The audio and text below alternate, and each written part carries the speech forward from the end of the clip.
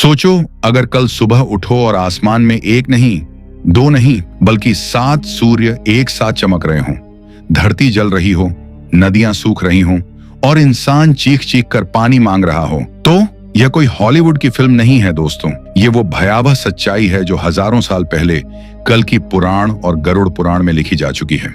और सबसे डरावनी बात यह है कि उन ग्रंथों में जो संकेत लिखे गए हैं कल युग के अंत के, वो संकेत आज हमारे आसपास दिखने लगे हैं। आज मैं आपको वो पूरी कहानी सुनाऊंगा जो युधिष्ठिर ने श्री कृष्ण से पूछी थी, वो रहस्य जो गरुड़ ने भगवान विष्णु से जाने थे, और वो 5 भयानक संकेत जो बताते हैं कि कलयुग का अंत कैसे होगा। लेकिन रुकिए, पहले यह जान लो कि इस कहानी को सुनने के बाद आप रात को आसानी से सो नहीं पाएंगे, क्योंकि यह सिर्फ पुराण की बातें नहीं हैं, यह आपके और मेरे समय की हकीकत है। हिंदू शास्त्रों के अनुसार कलयुग की कुल आयु 4,32,000 वर्ष है।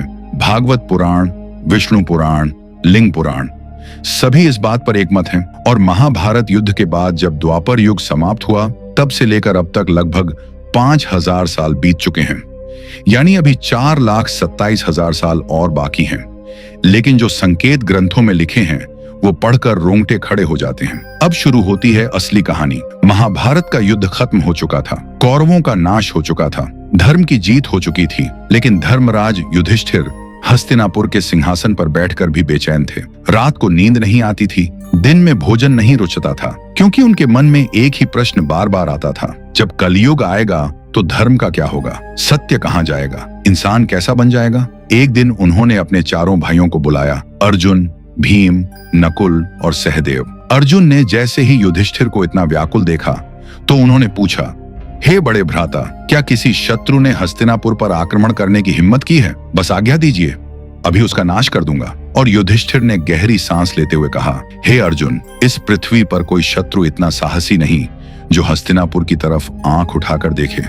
मेरा डर किसी तलवार से नहीं, बल्कि उस युग से है जो आने वाला है, कलयुग। यह सुनकर भीम भी गंभीर हो गए, नकुल और सहदेव भी चुप हो गए, और सबने मिलकर यह निश्चय किया कि इस प्रश्न का उत्तर केवल एक ही व्यक्ति दे सकता है, द्वारिकाधीश श्री कृष्ण। पांडव द्वारिका पहुंचे।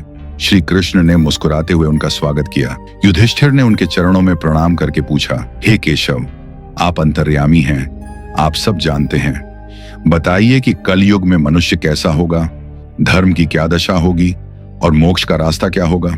श्री कृष्ण ने कहा, हे धर्मराज, इसका उत्तर मैं सीधे नहीं दूंगा। पहले आप 5 अलग अलग दिशाओं में जाइए, घने वन में जो भी अजीब दृश्य दिखे उसे याद करके वापस आइए, फिर मैं आपको कलयुग का पूरा रहस्य बताऊंगा। और यहाँ से शुरू हुई वो यात्रा जिसने पांडवों की आंखें खोल दी। युधिष्ठिर जब वन में गए तो उन्होंने एक ऐसा दृश्य देखा जो उन्होंने जिंदगी में कभी नहीं देखा था। एक विशालकाय हाथी जिसके 2 सूंड थे, और वो हाथी दोनों सूंडों से एक साथ पेड़ उखाड़ रहा था, जैसे उसकी भूख कभी मिटती ही न हो। अर्जुन एक दूसरे वन में पहुंचे जहां शांति थी, पक्षियों का संगीत था, सुंदर पेड़ थे, लेकिन वहां एक पक्षी था जिसके पंखों पर वेदों की अर्चाएं लिखी हुई थीं, और वो पक्षी मरे हुए जीवों का मांस खा रहा था। भीम एक हरे भरे चारागाह में पहुंचे जहां गायों का झुंड था। उन्होंने देखा कि एक गाय ने अभी अभी बछड़े को जन्म दिया और इतने प्रेम से चाटने लगी, इतने प्रेम से कि बछड़ा लहूलुहान हो गया। सहदेव एक ऐसी जगह पहुंचे जहां 7 कुएं थे। 6 कुओं में पानी लबालब भरा था, लेकिन बीच में जो सबसे गहरा कुआं था वो बिल्कुल सूखा था। और नकुल पहाड़ों के बीच गए जहां उन्होंने देखा कि एक विशाल शिला ऊपर से लुढ़क रही थी। रास्ते में आने वाले बड़े बड़े पेड़ टूट रहे थे, पत्थर बिखर रहे थे, लेकिन एक छोटा सा नाजुक पौधा आया और वो विशाल शिला उसके सामने रुक गई। शाम को जब सभी पांडव लौटे और श्री कृष्ण के सामने बैठे तो श्री कृष्ण ने मुस्कुराते हुए हर दृश्य का अर्थ बताया। और सुनो, हर अर्थ ने युधिष्ठिर के मन में एक और डर पैदा किया। 2 सूंडों वाले हाथी के बारे में श्री कृष्ण ने कहा, हे धर्मराज, कल युग में शासक दोनों तरफ से शोषण करेंगे। एक तरफ प्रजा से सेवा और भक्ति मांगेंगे, दूसरी तरफ उनका दोहन करेंगे। ऊपर से धर्मी दिखेंगे, अंदर से खोखले होंगे। वेद पढ़ने वाले पक्षी के बारे में कहा, कलयुग में पंडित और विद्वान ज्ञान तो रखेंगे, लेकिन उनका हृदय पवित्र नहीं होगा। धर्म और वेद केवल पैसा कमाने का साधन बन जाएंगे। बछड़े को घायल करने वाली गाय के बारे में कहा, कलयुग में माता पिता का अंधा प्रेम बच्चों को इतना कमजोर बना देगा कि वो जिंदगी में खुद से कुछ नहीं कर पाएंगे।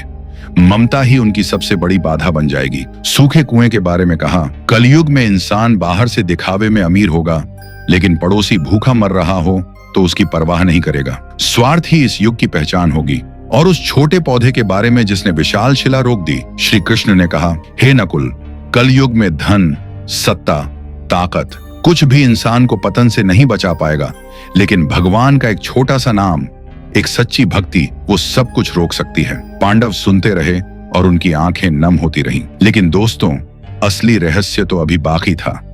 वो रहस्य जो गरुड़ पुराण में लिखा है, जो भगवान विष्णु ने खुद गरुड़ जी को बताया था। गरुड़ जी ने पूछा, हे प्रभु, चारों युगों में कलयुग को सबसे भयावह क्यों माना जाता है और इसका अंत कैसे होगा? और भगवान विष्णु ने जो 5 संकेत बताए, वो सुनकर गरुड़ जी भी कांप गए। पहला संकेत, मानव आयु का भयानक पतन। कलयुग के अंत में इंसान की उम्र घटते घटते मात्र 20 साल रह जाएगी। 12 साल की उम्र में ही बाल सफेद होने लगेंगे, चेहरे पर झुर्रियां आ जाएंगी, शरीर बीमारियों से घिर जाएगा।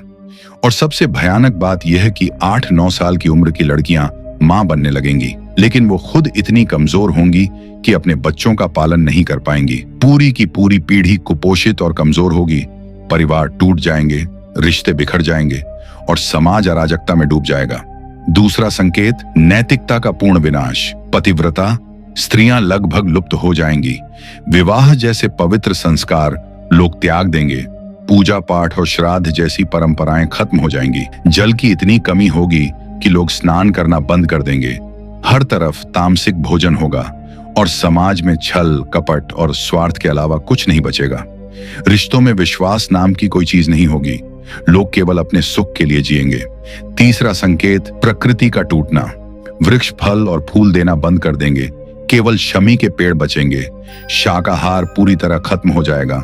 गाय की पूजा बंद हो जाएगी और उसे केवल मांस के लिए पाला जाएगा। यह प्रकृति का वो रुदन होगा जो सदियों की मानवीय लापरवाही का परिणाम होगा। चौथा संकेत, आसमान का रूठना। वर्षा लगभग बंद हो जाएगी, खेतों में अनाज नहीं उगेगा। जो थोड़ा बहुत होगा वो रसहीन और पौष्टिकता विहीन होगा। फलों में रस नहीं होगा और लोग भूख प्यास से तड़पेंगे।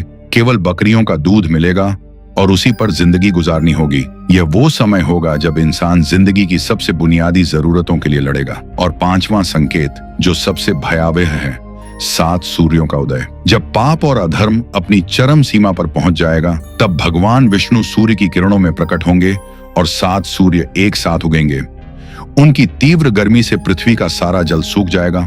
नदियां, समुद्र, झील सब सूख जाएंगे और फिर एक के बाद एक पूरी सृष्टि जलकर राख हो जाएगी। उसके बाद भगवान विष्णु रुद्र रूप धारण करेंगे और 100 साल तक लगातार इतनी भयंकर बारिश होगी कि पूरी धरती जलमग्न हो जाएगी और इस प्रलय के साथ कलयुग का अंत होगा। लेकिन दोस्तों, यहां रुको, क्योंकि भगवान विष्णु ने गरुड़ जी को एक और बात बताई जो सबसे जरूरी है। उन्होंने कहा, हे गरुड़, यह विनाश केवल अंत नहीं है, यह एक नई शुरुआत है। जब यह सृष्टि नष्ट होगी, तब परमात्मा एक नई, शुद्ध, पवित्र सृष्टि की रचना करेंगे, जहां धर्म, सत्य और आध्यात्मिकता फिर से फलेंगे फूलेंगे। और उस नई सृष्टि में केवल वही जीव स्थान पाएंगे जिन्होंने इस कलयुग में भी धर्म का साथ नहीं छोड़ा, सत्य को नहीं त्यागा और भगवान के नाम को नहीं भूले। तो दोस्तों, ये पुराण हमें डराने के लिए नहीं लिखे गए थे। ये इसलिए लिखे गए थे ताकि हम चेत जाएं, ताकि हम समझ जाएं कि जो रास्ता हम चुनते हैं वो सिर्फ हमारी जिंदगी नहीं बदलता, वो इस सृष्टि का भविष्य तय करता है। और अगर आज भी एक छोटा सा पौधा एक विशाल शिला रोक सकता है, तो आपकी एक सच्ची भक्ति, एक अच्छा कर्म, एक ईमानदारी इस पूरी दुनिया को बदलने की ताकत रखती है।